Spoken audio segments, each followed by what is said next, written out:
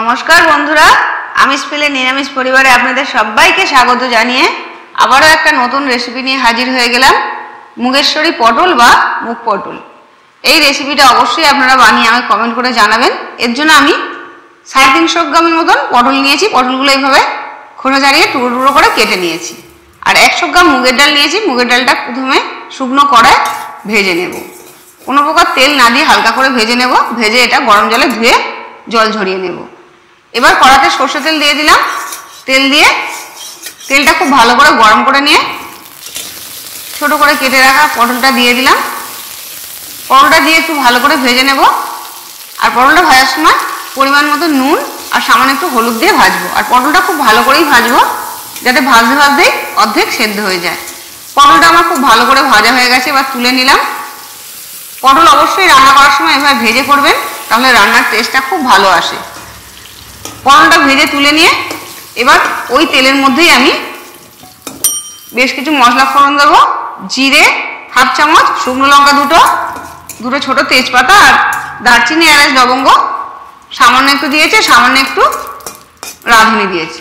Half চামচের একটু কম হিং দিলাম, আর হাফ চামচ আদা বাটা দিলাম। একটু কাশ্মীরি লঙ্কা গুঁড়ো রঙের জন্য দিলাম, আর পরিমাণ মতন হলুদ দিয়ে একটা টমেটো ছোট করে কেটে নিয়েছি 4 টুকরো করে, সেই টমেটোটা দিয়ে দিলাম। দিয়ে একটু জল দিয়ে মশলাটা খুব ভালো করে কষিয়ে নেব। সামান্য একটু নুন দিয়ে দিলাম, যাতে টমেটোটা ভাজতে ভাজতে একটু সেদ্ধ হয়ে যায়। টমেটোটা একটু ভালো করে ভাজা করে নিয়ে মশলার সঙ্গে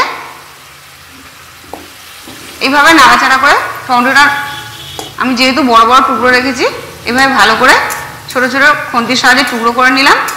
নিয়ে একটু ভাজা ভাজা করে নিয়ে তারপর এর মধ্যে আমি একটা ভাজা মশলা করে রেখেছি। হাফ চামচ ধনে, হাফ চামচ জিরে আর হাফ চামচ মৌরি একটু হালকা করে ভেজে গুঁড়ো করে রেখেছিলাম, সেই মশলাটা দিয়ে দিলাম। দিয়ে একটু নাড়াচাড়া করে নিয়ে ভেজে রাখা পটলটা দিয়ে দেব। পটলটা দিয়ে দিলাম। পটলটা দিয়ে ভালো করে নাড়াচাড়া করে নেব। মশলার সঙ্গে ভালো করে ভেজে নিয়ে মুগের ডালটা ধুয়ে রেখে দিয়েছিলাম, ভেজে ধোয়া মুগ ডালটা দিয়ে দিলাম। দিয়ে আরও মিনিট খানেক একটু নাড়াচাড়া করে নেব।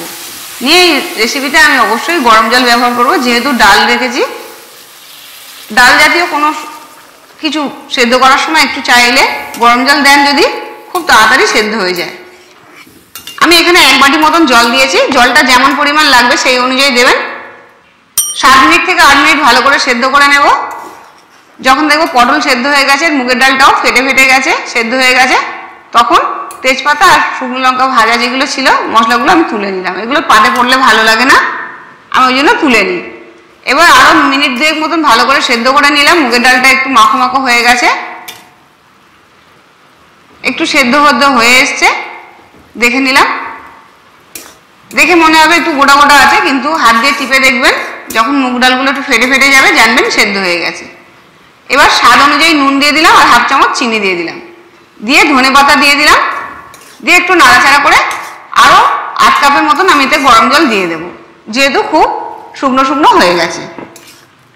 একটু গরম জল মিশিয়ে নিয়ে আরও মিনিট 2 ফুটিয়ে নেব। তারপর এতে আমি হাফ চামচ ঘি দিয়ে দিলাম। ঘিটা অবশ্যই দেবেন রান্নার শেষে। এই রান্নার শেষে ঘিটা দিলে খুবই টেস্ট হয়। এবার মিনিট 5 পরে এটা পরিবেশন করব। নতুন বন্ধুদের যদি রেসিপিটা ভালো লাগে, তাহলে আমার চ্যানেলটা সাবস্ক্রাইব করার অনুরোধ রইল। আর পুরনো বন্ধুদের অসংখ্য ধন্যবাদ পাশে থেকে আমাকে সাপোর্ট করার জন্য। দেখুন কেমন হয়েছে। এই রেসিপিটা অবশ্যই আপনারা গরম ভাত দিয়েও খেতে পারেন, কিংবা রুটি পরোটা দিয়েও খেতে খুবই সুস্বাদু লাগে। একবার বানালে দেখবেন বারবার পটল আনলেই এই রেসিপিটা বানাতে ইচ্ছা করছে। আবার ফিরে আসবে এরকম নতুন নতুন রেসিপি নিয়ে। সুস্থ থাকবেন, ভালো থাকবেন, নমস্কার।